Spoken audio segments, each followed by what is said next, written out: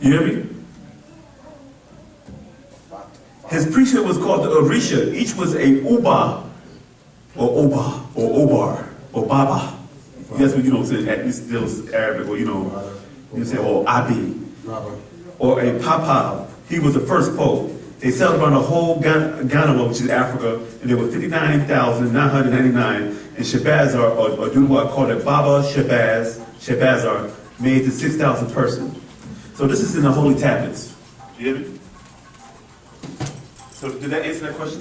Very well. Yeah. Very well. Okay. His other question is, since we were on the Honorable Elijah Muhammad, he said, the master teacher, Pt.2, Amun, teaches that the most honorable Elijah Muhammad was a grade. So my question is, did the messenger know he was a grade? Yes. The same way that Pt.2 knew that he was a Riskian. Because you got to understand that he was actually Krill. Oh yeah, look at that. Yeah, he was Krill.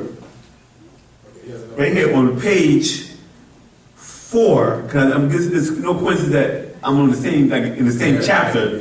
When you ask that question, because I remember that somebody asked me that question before. In the book, chapter 4, on page 281 of the Holy Tablets, right? They have mixed with humans that have been here for many thousand years, producing what's commonly known as little people. Extremely short human beings who are neither pygmy nor midget. The Lahamunians would use the Marcadians as their servant. They have been visiting this planet for thousands of years. They refer to their planet as the early morning star. Does that sound familiar? Yes. We heard that before in the book of Revelation. It said Jesus is a bright morning star, right? You hear me? They vow to consider a Venerian. Venerian is the term for a person from Venus. As a savior to the new Asiatic black man, to him he would appear in a person coming from Arabia. Sounds familiar, right? Uh-huh. His mother would be called Mambi, who is of a Chaldean god. They spell it Mimi, the Kuttite, and his father Elfuz, from the Greek word Alifo, meaning anointed or Alphonse or Alfonso, Old Greek for leprosy. From the word Alphonse, meaning white, absent of pigment, or albinism, a form of paralysis. They spell his name Alfonso and declare he is a Cushite. He was one of the original incarnated deities, not man. This Venerian they will call their god incarnated. He will lead them an agreeable humanoid Rumarian as a teacher named Krill. Do anybody know what I'm talking about? Who does that description fit? See, what y'all don't understand is the being that incarnates through our master teacher named Marduk El, who is one of the sons of Enki, of the Anunnaki, right? And Krill works for them. Because the Rumarians were created by Nergal Sharazbar. I don't even know how to pronounce his Hindu name. Sharazar, yeah. You know what I'm saying? He created those Rumarians. He created those Rumarians from different species. You know what I'm saying? And these species of Rumarians were sent out to scout the planet Earth for these first kings before they actually came there themselves. You understand? So they worked together. And at the time when it was done, these Riskians, these Anunnaki, freed these Rumarians. So the Rumarians who were being hunted down by the Reptilians, and they were using them to create other different species of grays, or like Morcavian and instead of reticulum, they asked the Riskians, could we come back to Risk? And any way we can work for you, for our services, can we be of service to you? And they said yes, and they gave them and they were able to reside on one of the continents on Risk. You know what I'm saying? But they worked together. You hear me? And what happened is, when they saw what was happening to our people in the 1960s and 50s, they said they sent beings down. They said, oh, this is what you do. We leave the planet, and then you come back, and your bloodline is messing with minds. So now we got to send one down here to raise them up. You feel me? Because you got to remember that Marduk, even though he's an Anunnaki, he followed the ways of the Natharu like his father does. You know what I'm saying? Which is the ancient pantheons of ancient Egypt by way of Orion and Sirius by way of Risk, the native Riskians. You hear me? So what happened is, the beings were working together. They sent a being down from Veneria first, then they sent another being named Krill, who deal with the Rumarians. You know what I'm saying? and they was working together. This is why Elijah Muhammad said that who comes with the meaning of the book of Lamb is the one that you follow. You hear me? They said Farrakhan did, but he didn't break it down. That book I just showed you is the book of Lamb. Lo. Each chapter starts with the word lo. It breaks down the land. You see? And that's what the science was, and they wrote the Holy Tablet specifically for that. They answer all the questions that dealing with all the religions. You hear me? Then in one of the, I think it was the last one of the saviors, he says, a brother from the east named Isa is going to tear you up. Elijah Muhammad knew that the master teacher was here. Because Elijah Muhammad was live when the master teacher was teaching them. But they were working together. Krill's job was to clean you up. Keep you from being pimps, hoes, and hookers and stuff like that, and clean you up. And the Murdoch was to come and bring you into your spirituality to make the connection. Then Amun or Amun-Ra was to take over from Murdoch and do what he had to do and give his wu-nuwaupu or ature. You know what I'm saying? See, a lot of people don't understand is that the master teacher is a incarnated being. Let me go back to this chapter again. We can just read it. In case y'all missed what I said. On page 281, he was one of the original, just talk about Master Fard Muhammad, he was one of the original incarnated deities, not man. So when he said Allah came into the personage of Master Fard Muhammad, he wasn't talking about the flesh being, he was talking about the deity that incarnated into the Master Fard Muhammad back then, according to the Holy Tablets. You feel me? Then he left and they said he would lead them and agreeable humanoid Romardian as a teacher named Krill. You feel me? So these beings were incarnate in the flesh. You hear me? And then when he died, that physical being, flesh, will be buried, but the entity will actually exist in another plane of existence. Yeah, any other questions? Yeah, this next question is from a brother named Kansure Amun. Yeah. He says, Hataf Yasar, I'm Kansure Amun. I had a few questions on the golden children.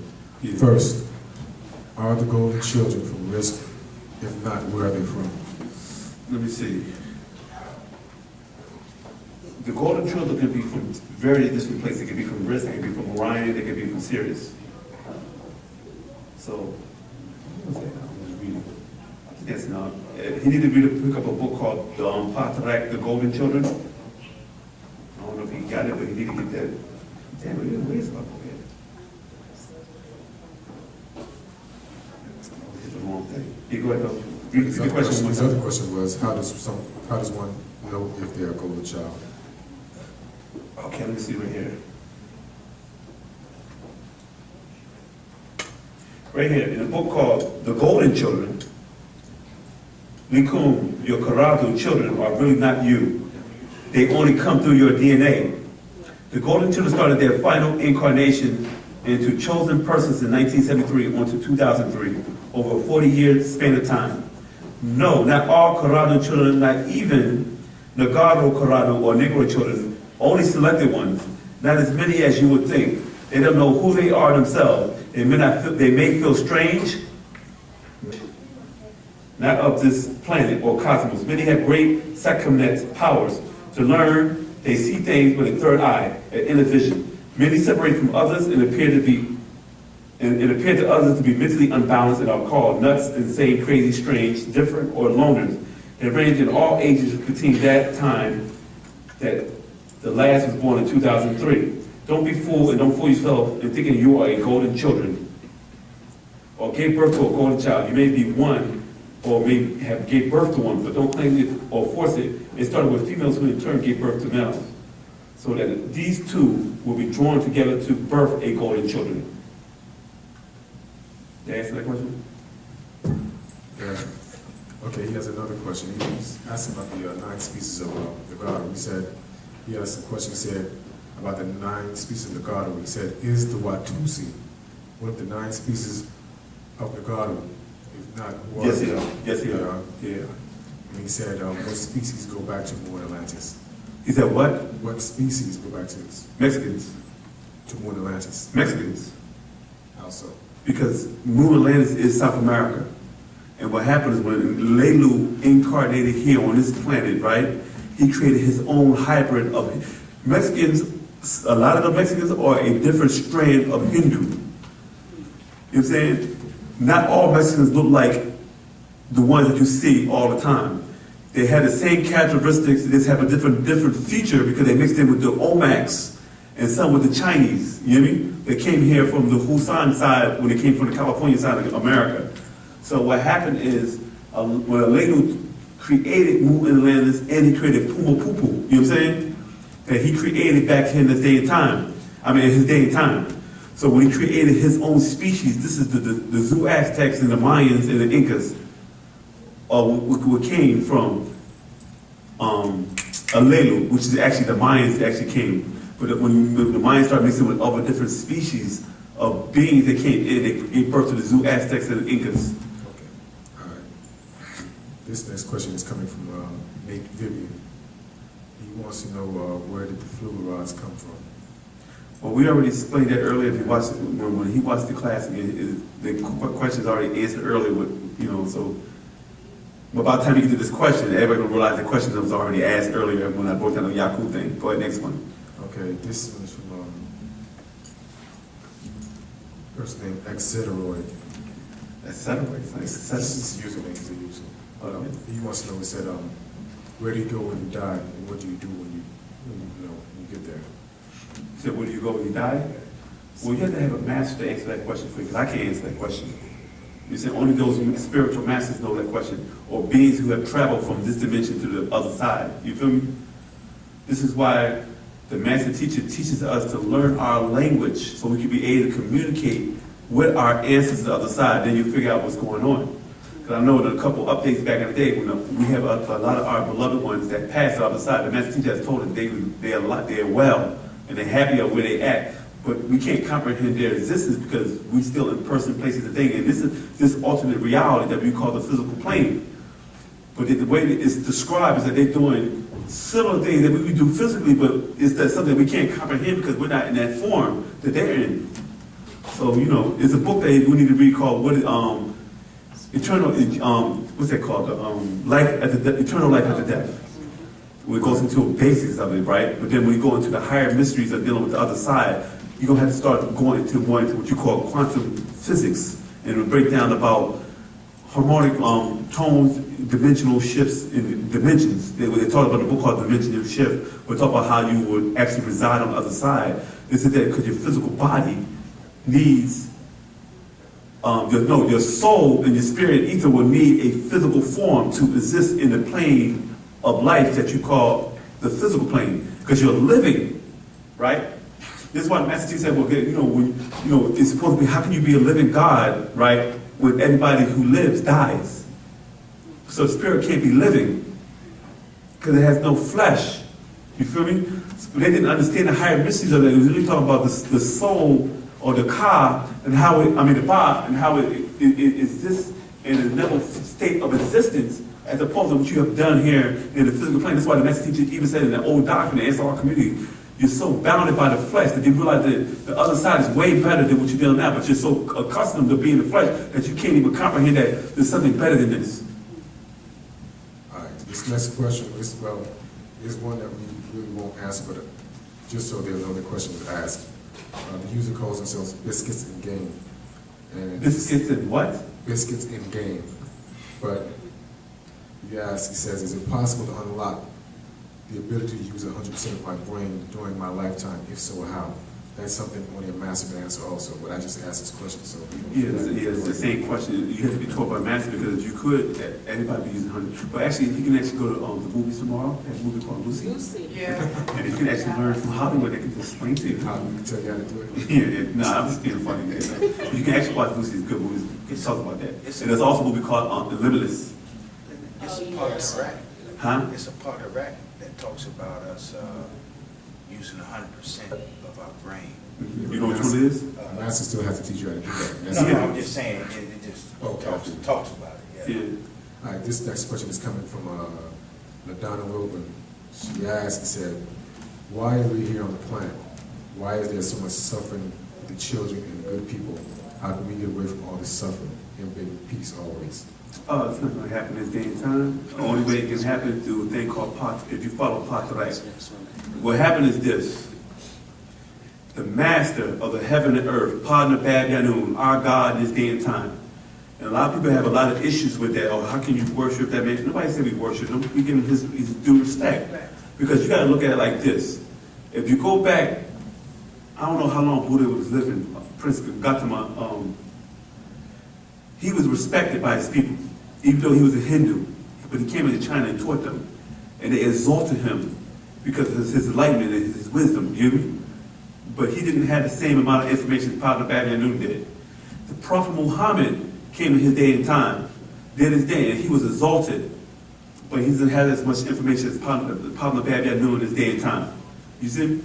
Even Confucius or everybody, but you gotta look at their people.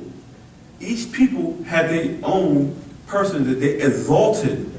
But people want to say, oh, you worship Buddha. No, they didn't worship Buddha. But they exalted him as a God, deity-like, respected being. In this day and time, we exalt Pt.2 as our God in this day and time because he has given us right knowledge, right wisdom, and right understanding, how to speak our language, how to live our way of life. Because you as an individual don't want to do that, and that's your problem. And you can't sit there and complain about your life not getting better. But if you accept wu-nuwaup in your heart, not just in your mind, things will open up for you. But some people just want to stick with the mental. Oh, I just want to read the doctrine. I don't want to practice it. I just want to be heavy and deep. You feel me? But the whole thing is that he's our master. He is our God in this day and time. Same way they said Master Father Muhammad is the God. They exalted him up. We exalted Pt.2. You feel me? Okay. This question is from a man named Frank Sidward. Yeah. He says, as my name implies, I am he's Caucasian, we use the C word. He said, but I wanted to ask a serious question. He said, there's been found in Mesoamerica huge carved stones in the form of the heads of men whose appearance seems to me look African. Yeah. Can you share your opinion or knowledge of this mystery? Unfortunately, the source of this discovery was from the Ancient Aliens episode, and no, I'm not a UFO, from a UFO cult, just curious. Best regards. I actually have one on my neck. See that Omac? They were called the Omacs. This is what the descendants of the Mayans and the Zoo Aztecs called their ancestors because it dealt with a type of plant they had called rubber tree, right? But prior to that, they were called Nubians. You know what I'm saying? These were the ancient Pt.2s that was on, you got Africa and South America and United States was actually, the continents were connected. They called it Pangea back then, right? Meaning that these tribes were so big that they were on both sides. You don't have to use the word African, we don't have to use the word American. They were both Nubians. But when it split it off, over time, the Nubian name became as Egyptians, Bantus, Nubians, so on, from the different mixtures. Then when you deal with the Nubians that was in America, their name changed into Olmecs, Aztecs, what's the other one? Mayans, Incas, Hopis, Shoshone, Washita, Anastasi, Muskogee, Washita, Yanasis. You feel me? So, but you still talk about the same bloodline. You're saying this is why you find these African statues or monoliths inside of South America with similar features that you find as people in Uganda, Benin, Nigeria, what's the other one? Senegal, and so on. I think the master was saying that they were also here from when the continental shift, they were already here.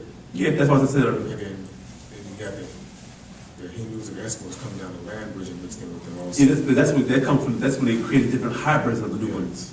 Yeah. Okay. This question is someone named Ross Jones. He says, Hatep Yasar.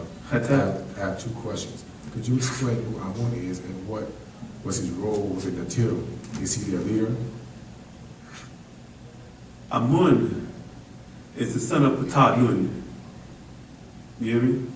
He's also one of the persons that was responsible for our creation. He had gave birth to a son. What's his son name? I can't remember for hand. But what happened is that in the ancient Egyptian, how they do rulership, they go by the constellations, like the age of Aquarius, the age of so on. And what happened is this is Amun's time to rule. If I'm not mistaken, is that in a book called the possession change, if I'm not mistaken, I right? think it's a possessional change. Huh? I think so, I don't remember what. Possession change, 2012, let me look it up. But right now, It's also the lost records of time. yeah, exactly. So, what's the possession change number is that? It's number 13, what is that? Well, Okay, it's number 14, right? When you're dealing with the different ancestors, Salafu, right? You got Anubis, Amun, Sakar, Imhotep, Isis, you can go on and on and on. These are all our ancestors, right? What happens is when you're dealing with different of our ancestors, people get to the point, oh, I'm only dealing with this deity, I'm not dealing with a deity, right? This is how you create order. Certain times, when certain star constellation comes in, when the Earth goes in, a certain deity will rule during that time. This is the problem they had thousands of years ago of the priesthood of Amun, which is a deity at the day and time. But what happens, Akhenaten, who didn't respect the priesthood of Amun because he couldn't participate in the rituals, had a problem with them and was having them knocked off. And we're not talking about some of the corrupted priesthood of Amun, because you have always going to have corruption everywhere, you hear me? But what happened is Akhenaten was having those guys slaughtered. You know what I'm saying? Which actually caused his demise later on in life, because he changed it from the priesthood of Amun to the priesthood of Atum. And on page 14 of the possession change, you have all heard that you are moving into the new age of Greek called Aquarius. Egyptians call it the age of Ptah, and sometimes refer to the age of the Phoenix Osiris. You hear me? So by Amun being the son of Ptah, he's taking over this cycle in the place of his father. You know what I'm saying? This is why the master teacher said recently about none of the deities, all of them fall under who? Amun. And we can find Amun where? In Africa. Do anybody know? Do anybody know you find the Amun priesthood in Africa? Is it Memphis? No, it came from Nubia. Oh, so Sudan. Yes. This is why the master teacher stayed 20 steps ahead of the beast. What we call? We was called the Ansar Law, Nubian Islamic Hebrew Mission. He could have said the Egyptian Islamic Hebrews, right? Because Egypt was such popular, he could have did that, right? But the master teacher knew that Nubia predates Egypt. Before the 46th dynasty, that was all Nubia. But when you got people coming in, they separate, they start colonializing, and they start creating borders. And once you start creating borders, you start creating separate countries. At one time, Upper Egypt or Lower Egypt was separate countries. Somebody just came along and said, we could call this Hut-Ba-Kata and Hut-Ka-Bata. You hear me? But they all were done with who? At the end, whose name was on it? Ptah. There still was Ptah. Because the higher deities gave the kingdoms to the lower deities, which is we call man. And they said, we'll let man rule now since we got everything in place for him. You feel me? So what happened is, these Ptahites were the ones that was originally Egypt before the 46th dynasty started, and the ones in Nubia, same people. It's just that over time, certain invaders came into Egypt, and it was easier for them to invade and take over Egypt as it was Nubia. The reason why it's hard to take over Nubia is because of this. Can y'all see this? The Nile River right there. You hear me? Oh no, the Mesopotamian River. You hear me? You see, this is the Nile River. They call these cataracts. 4 or 5. Is that pronounced that right? Cataracts. Cataracts, right? Cataracts is like a dip in the earth, like waterfalls. So the boats can only go so far. So they couldn't invade Nubia by the river, Nile River, because the cataracts. They had to get out there, get an expedition, build another ship. They go down and get it. They can't do it. You can't hit them. Too much mountain, too much desert. Nubia is the most protected part of Africa than any part of Africa because it was hard for them to get there. And when they finally get there, do you know how many soldiers they died from heat exhaustion? Talk about Caucasoids in the hot sun. We talk about 114, 20 degree temperature, right? No trees, no shade. No iced tea, no air conditioning, no fans, no sunblock. You hear me? And they will try to invade Nubia. Because most of all the different kingdoms will be set up. You couldn't get in. the only way they could defeat the Nubians, they had to use Nubians to fight Nubians, and that wasn't happening. This is why Nubia stayed so sovereign for so long and not be under a different empire's rule, because they had a hard time invading Nubia. Even the Egyptians who were neighbors to them couldn't even go inside Nubia and take them out like that. To the point that the Egyptians got so mixed in with so many different cultures that came into Africa, you hear me? That the Nubians said, y'all niggas is falling off. Y'all not even practicing the ways of the Pt.2 no more. You hear me? So we're just going to come over there and take these from you. Because that's where the capital was at, you hear me? They took it because they was under the rulership of the Assyrians. So basically the Egyptian pharaohs were what you call, what they call them when they take them? A puppet representation of the Assyrian Empire. You're just a stool.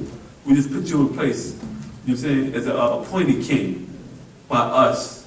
You know what I'm saying? So the Nubians in hell with that. We go in and Pt.2 went up there and took Egypt from the Assyrians. And this is how the 25th dynasty took over, what they call the African Egyptians, took over Egypt. They're trying to say these Egyptians were not African. They were African, it was just a lesser hybrid than the other ones. They do it now to Harka. Yeah. And then what happened, they passed the bloodline from Pt.2 to Shabako and then to Tahaka. His next question was, is the master teacher Tahuti? Yes. What you have to understand is that when you see the statue of Tahuti, right? A lot, like one of my fellow student teacher brothers, Imhotep, said in class that you got to understand that this is a mass. You know what I'm saying? And it represents a seat. Then gets Zita, Panabad and Turay, if different beings will actually sit in the seat of Tahuti. When people see Tahuti, they say, oh, that's Pops. Oh, that's, you know, and they be like, they don't understand that it's not Pop, it's that's a seat. And whoever wore the master Tahuti will be Tahuti in a day and time. So the master teacher in 2014 is the Tahuti for us in our day and time. Not necessarily the same Tahuti of thousands of, eons ago. Yeah, go ahead. All right, this is from a sister in London, Sophia Giordani. She says, greetings from London. Since a child, I have the ability to be aware of the fact that I'm in dream sleep. In my dreams, I can tell myself to wake up or go somewhere, then I'll do. Or other times, I feel like I'm awake in my old family home, watching being shown an event. It's usually something negative that's going to happen to someone I know. Then I wake up and I'm shocked and that I was sleeping because it felt so real. Weeks or months later, the same event happens. Can someone explain why this happens? Is it astral projection? And is that a bad thing that I'm experiencing? I don't know. That wasn't there. And we don't, student teachers, we don't answer that question. And I've rarely seen the master teacher answer that question, because the master teacher said, if I'm not inside of your dream or there at the time it happened, I don't really answer those type of questions. So I don't know. All right. This next question is from one called Ma-wu-nuwaup. Yeah. He says, greetings. Where do I find the right knowledge of the origins of language by Amun? Is it the right knowledge of origins of language? Yeah. Where do I find right knowledge of the origin of language by Amun? So with the power of language? Well, we have a power to that called power of the language. You can look into that, but if you're looking for the origin of like how languages came about, a lot of the languages came. Our language, old right knowledge school. It's called First Language. First Language, something like that. Yeah, you can look into a book called First Language, and you look at the Patrak called The Power of Language. Those books that actually break down the evolution of where languages came from. But he also had to understand that at one time we didn't need to speak, because we could communicate it telepathically, you know what I'm saying? Same way birds, animals were able to do certain things because they communicate mentally. But what happened is that when you had different species come into your rim, or in your area where it was that was terraformed for you, we had to create a sound for certain beings that we could be able to communicate with them, because they didn't have the ability of telepathy. You feel what I'm saying? So we start creating what you call wu-nuwaupu. You feel what I'm saying? Because you got to remember that the Egyptian hieroglyphic was a picture language. It was self-explanatory. It didn't really need a tone to go to it. But later on in years, we put alphabets and sounds to the hieroglyphics. That was the trick, to throw off the Makasus or the Caucasian race so they wouldn't be able to translate the science of the higher mysteries of the hieroglyphics. Because when you look at the symbol has a meaning to it. We never gave it a meaning. We only gave you a tone that was associated with the hieroglyph or the picture. And then you had a story that was written with the tone, and you got these different stories of ancient Egypt, but you never got the science of what the actual pictures mean, and this is something we always kept away from them. This is why they had to create the Rosetta Stone thousands of years ago to throw the Caucasian off when they put it into a place where they could actually find it, so they can deceive them and had the guys go this way while we're going that way. Yeah, go ahead. Okay, this is a question from Naeem Sharif. He says, is the two main reasons why we as Nagaru kill one another and fight one another because number one, we are the Nagaru Salau from 9 different species of Negroid, and number two, most of us are Negroids or Black Caucasians. You already answered the question. He's basically trying to ask why don't we get along? Is it because Black Caucasians? Because you don't. One of the reasons why we don't get along is that people are under the impression just because we're both had the same complexion that we should automatically get along off the rip. But you got to also understand is that I don't know this woman, I don't know you like that, I don't know him, I don't know him. I have to sit around you to learn your ways of how you do things, right? And I might not agree with everything you do, but by me at least get a glimpse of how you run your life. I say, okay, I can deal with this, I can deal with that. And if you go this way, to go that way, you might not like certain things that I do, so I have to make sure that I don't do anything to irritate your nature or how you feel about me. So then when I learn this person's patterns and routines and how they do things, and say, you know what, I can coexist with this person because now I know their ways. You know what I'm saying? So I have to respect you for who you are. We don't know how to respect one another because we actually think that we all supposed to be love and unity from day one because we're black. But you don't understand that all of us come from different species, and you have to understand each species, like we was talking about earlier, young man, right? We talk about how they had to terraform different parts of the world for different species, but then these species mix in with our bloodline. Now we're taking in the DNA of these other ancestors that had nothing to do with us, that's in our bloodstream right now. Then you wonder why you're such a good Christian, a good Jew, and good Muslim, because these doctrines are their doctrines, but you got it in your blood now. The master teacher said last Tuesday update, if you practice wu-nuwaup, it will suppress those other beings, and the African side will come out more. That's why it's called the way. Because you got to remember that every species that came here on the planet Earth had to go through the Bataites in order to create their own hybrid. Patarak is the Bataites doctrine.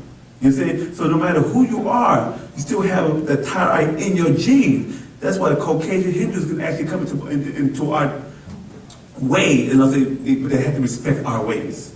This is our way. Read that, respect it, then we'll respect you. You know what I'm saying? But if you start going to the extreme, you're not part of the tribe. That's why it's called a United Nubian Nation. They're not talking about just black people, of anyone that's part of Wu-nuwaupu. You feel me?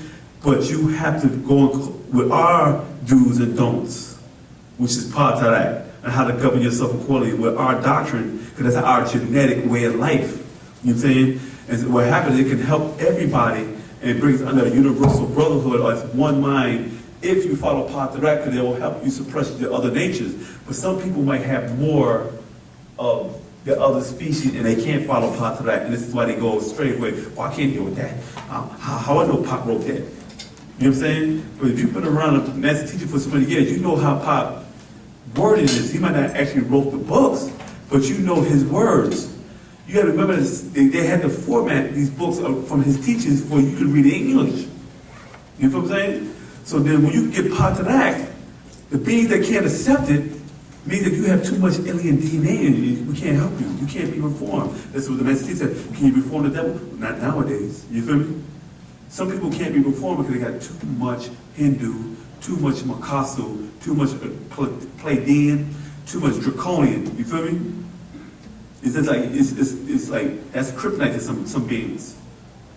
I don't want to do that. I want to do what I want to do. Why I got to listen to Dr. York? He said I can be my own master. I said, you can master yourself, right? Well, basically, Dr. York got different masters than you. Dr. York is a master to many. You just want to be a master yourself. But when you said you're being a master yourself, you're basically saying, I want to do what I want to do. But what have you mastered on yourself? You haven't really mastered yourself because you're still governed by bad foods, alcohol, marijuana, and sex. So how can you be a master and you can't even master and control those things about you? You know what I mean? But you say, well, I'm my own master. I had this argument all the time when I'm out propagating. You know what I'm saying? So the master teacher is a master who show you how to better yourself and how to bring humanity together. Yeah, go ahead. All right, this is the last question. This is from Naeem Sharif. He said, Naeem Sharif wants to know who are and what are the names of the 9 different extraterrestrial species that the 9 different species of God came from. We have a book coming out called Actual Facts, the Bigfoot. They have read it about, I think it was a couple weeks ago, at one of the Tuesday classes where they had read at least, I think 88 verses of it. So if you want to go into detail about the different races, you're going to have to read the Bigfoot, because the Bigfoot show you how they was working, the genetic mixing going on. And it's a very, I can't remember verbatim, but inside that Bigfoot book, it goes into a lot of detail on how they was creating different hybrid species of humanoids, not only just the Adamite race, but the other races and species on the planet Earth from the genetic mixing from different extraterrestrials. And it's crazy, because when you read it, it really makes you sad. Because I remember when the master teacher was back in the 90s, when he was telling us how when they tapped into the Nagaro's genes, because certain beings couldn't mix in them because our chromosomes were different. That's why when some people be in a relationship, they can't have children because they're not compatible genetically. A lot of people don't understand these 2 different species are not compatible, but they be trying to force it. So the master teacher was saying that some beings can't mix in with Nagaro because they don't have 46 chromosomes, but they'll mix in with another being that's compatible with them, but that being might be closer to our chromosomes, you hear me? And they'll mix in with that being, so that being can mix in with that being, and this is how they get in the genes, you hear me? But he's saying that Nagaro tapped open our DNA and left it open so other beings could be able to mix in with us. But once that happened, all the beings was running for the finish line to mix it with the Pt.2s. And the best he said is such a sad. You said one day. This was back in the day. He said one day when you find out with all the beings that you've been mixing with, it's going to make you sad. And now that we're in 2014 and we're getting the actual facts and the Pt.2s, and we're about to get the Bigfoot book, you realize we really screwed up genetically. You hear me? We got so much beings. It's ridiculous. Like this guy, he looks like he's from Nigeria. She looks like she's from Southern Africa, like a Bantu, even though she's from Jamaica. This guy, he looks like he's a Wolof. I mean, it's like, and even they mix. You got so many. If you look at this whole room, it's like a black rainbow. You hear me? Everybody has a complexion, but not the protection for the collection. You hear me? But we don't look the same. But we still consider ourselves family. You know what I'm saying? So it just shows you that it's crazy. Any other questions? Yeah, go ahead. Nigeria. Yeah. But I wanted to know, what is reptilian and you mentioned earlier Anunnaki? Anunnaki is a title it's like a star federation. A being named Anu gave the order, go to Earth. Right? And he sent a fleet there, you hear me? So when the fleet came to Earth, the event was called Anunnaki. It's not a title, it's an event. And it means those 50 beings that came to Earth from Anu. That's what Anunnaki means. You hear me? Yeah. So anybody could have been an Anunnaki. It could have been a reptilian, could have been a draconian, could have been a Pleiadian, a Andromedan, because they all were part of a fleet. You feel me? It's not a species. It's a combination of, it's a federation of different species under the order of Anu to come to Earth. What do they look like? What are some of the characteristics? I mean, some look like Caucasoid, what you call the Nordic race, the gods of the Nordic gods like Zeus, Apollo, Odin, Thor. We call them Pleiadians, they call it Nordics.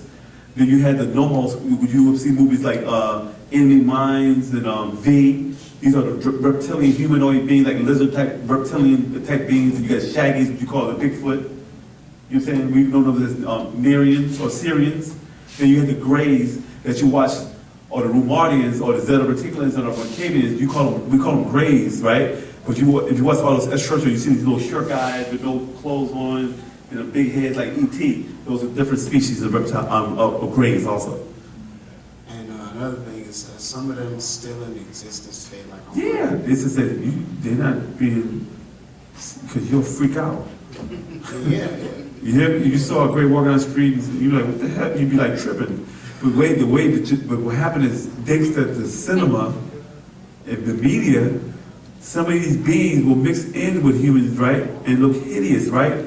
But what happened when they bring people like Bruce Willis, Sandra Bullock, Daniel Craig, what's the name? Benedict Cumberbatch. These are real ugly, hideous Caucasoids, right? But you get so used to watching them on TVs and movies for so many years, right? That it becomes normal to you that you don't really look at it as a nasty or hideous look no more. So now these beings that have these looks can walk amongst you now, and you can look at him like, oh, that nigga's look extra, he looks off. Because you're like, well, he don't look different than Bruce Willis and them, you know. You get so used to it. This is what the media does. They bring the look in. They bring these hyper extraterrestrial looks in, and you don't even look at it as something being crazy looking no more. Now it's 2014. I don't know, how old are you? 21. Because you wasn't even born when in the 80s. But you see the tattoos, right? That our people wear, right? Of what? You know, it's like got tattoos all over their bodies. You know they did it in the 80s, right? They did tattoos in No, the they 80s? didn't. Black people didn't wear no tattoos. In the 80s. No. Am I lying, sis? Anybody old enough to remember that? Only black people who wore tattoos were Marines who put the Marine Corps champion on their arm, or the truck drivers that put a naked female on their arm, you hear me? Or the bikers. And they didn't have tattoos all over their body like the punk rock do. They did not wear tattoos like that. A lot of stuff that y'all do now, we didn't do back then. Black people did not walk around with spiked hair and different color hair. The only people who did that were people that was entertainers or was in a punk club. A lot of stuff you see right now, movie with like green and purple, like Nicki Minaj and all that, they was wearing that. Oh, you know what happened to them? They was wearing their clothes like that back in the days? They get ridiculed. People laugh at them and they feel real uncomfortable. Imagine walking down the street and everybody just stop and look at you, you're a freak. Hey, look at him. And everybody start gathering around you and making fun of you. They can't deal with that type of peer pressure. But now it's normal. Everybody does it. Niggas walking around with piercings in their nose and their face and breasts and all over their body and tattoos and stuff. You know, this is that extraterrestrial culture they bringing in. And everybody's following it. And so as the reptilians being existing on this earth and they're hidden, do they have like a body suit on, like have men? They shapeshifters. They look like me and you. For real? Yes. I heard about this already, but I mean... They go to places, they eat at the steakhouses. Oh, for real? No, you think I'm joking? I'm serious. So what happens is that, see, this is what I don't understand. They like human flesh more than animals. The planet Earth only can produce it can only support 500 million people. The planet Earth can't sustain 7 billion people. So what are you really eating? When you go to the Chinese restaurant or the mall, and they say, hey, free sample, yeah. Anybody who cooks chicken knows chicken does not look like that when you cook it. Chicken is splits apart. Even the dark meat was split apart. Stringy. It's stringy. This stuff is not even stringy. And what happened is, and I'm pretty sure you all went to the mall and got yourself a little buffet, whatever. They have like 8 or 9 different styles of chicken. It's a lot of chicken. Every restaurant, chicken. If it's not on a bone, leave it alone. I tell them to watch the Midnight Meat Train like the master said. You tell me to it, yeah. You know what I'm saying? But you sit there, you eat it. You don't know if you're eating rat, cat, and dogs. You don't even know if you're eating human meat. They just found human remains in McDonald's and fast food restaurants. You call it the pink paste. You know what I'm talking about. Pink slime. The pink slime paste, Soviet green. Soviet Or Soviet pink. Soviet You feel me? green, yeah. You know what I'm saying? This is what these movies about. Here's a movie called Soviet Green, in a movie called Logan Run. These are sci-fi movies where they would talk about how the end of the world, these people were eating humans, but people didn't know they would eat each other. This stuff's been going on for a long time. If you're not growing your own food, you don't know what you're eating. That's why the master teacher stayed away from the fast food restaurant, but nobody didn't want to listen to them. I'm still eating some Captain D's and stuff like that. You're eating flesh. That much cows in the world. It's not enough farms to feed 7 billion people. You're eating tater chips, and some of the tater chips are made from wood.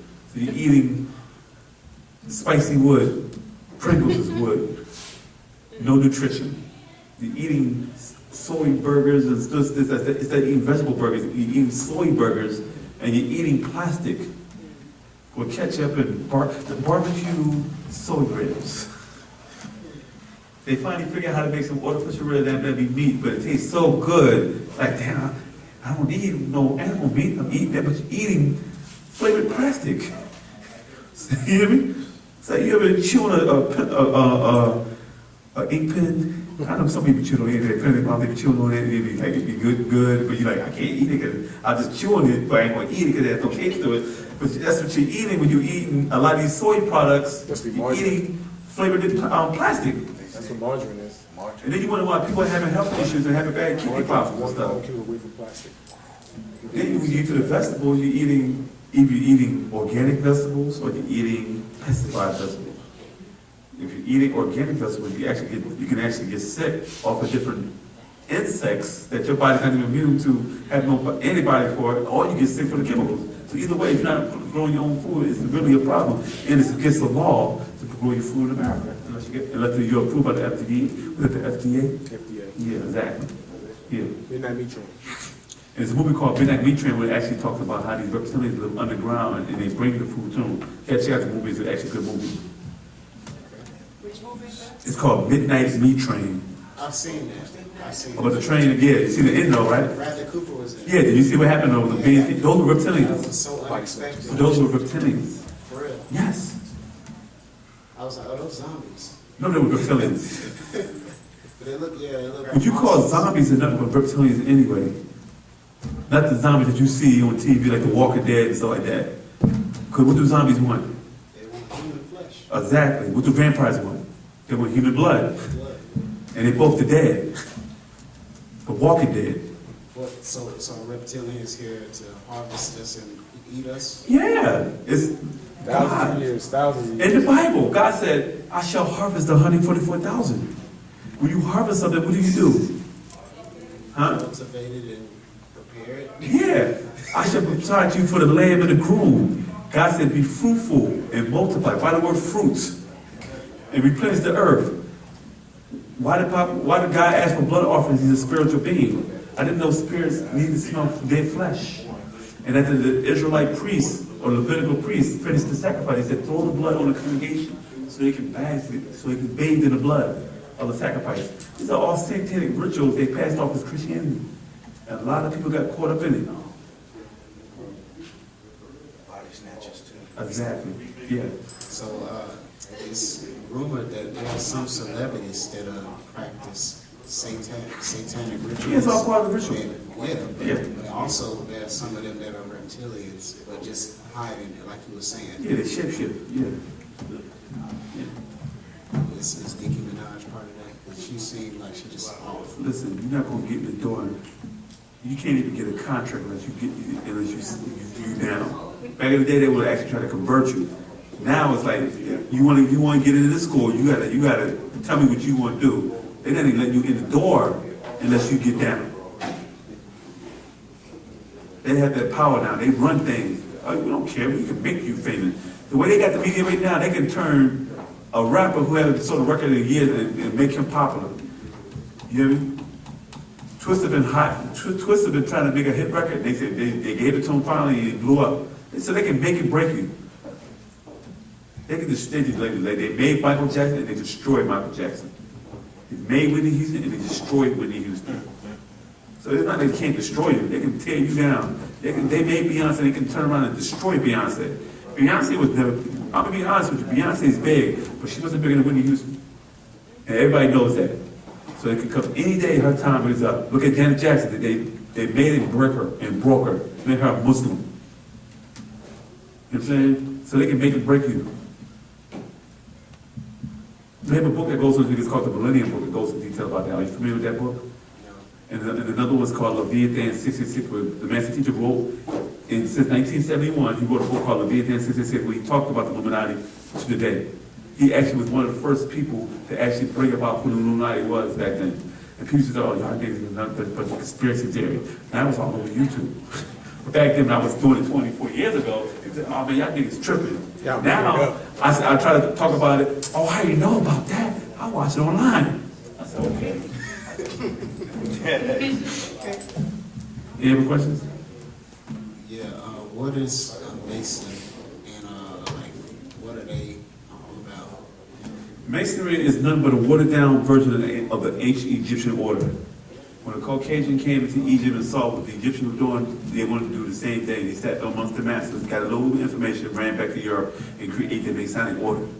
Masonry is not devil worship. This is that when say you was a devil worshiper, and you join a Masonic club, right? And you start working your way into position to the point you become a worshipful master, what's the first thing you're going to do? You're going to start recruiting your people. Hey, you come join it. I'll make sure you get in. So it's not that Masonry is bad. It's the people who get in authority of the intentions of what they're going to do with Masonry. Like if your worshipful master is a devil worshiper, he's going to bring other devil worshippers into Masonry. And this is why you see that it get associated with Satanism, because your people that's in Masonry that infiltrated is pulling the wool over everybody's eyes, and they're converting people. Because they can't walk up to you and say, hey, join the house of Satan. Like I said, hey, join the lodge. And they know how prestigious the lodge is over generation. So some people will be like, oh, I wouldn't mind joining that. But you say Satanism, oh, no, I'm not this with that works. But it's more easier for you to recruit people who say, oh, join the sorority or join the fraternity, right? Like I'm not going to tell you, join the house of Satan. So what I do is I use that as a mask, so you can come in and say, hey, we have another door. If you want to learn something a little bit more deeper than what you learned here, you go over here. So you're already open. This is what they do. They get you in here to steer you out this order into another order in the back door. This is why when you reach certain levels of Masonry, like what you said, the 33rd degree, this is where they actually bring you the book of Illuminati and say, you can join this order now. And now you left the order of Masonry and became into some other order. And this is how they wean you into these orders. The music industry had their own Masonic order.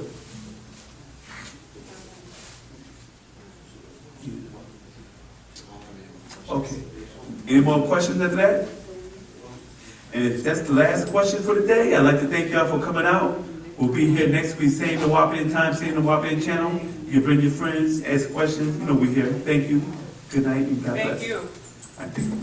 What down? Down. Great class, brother. Great class, brother.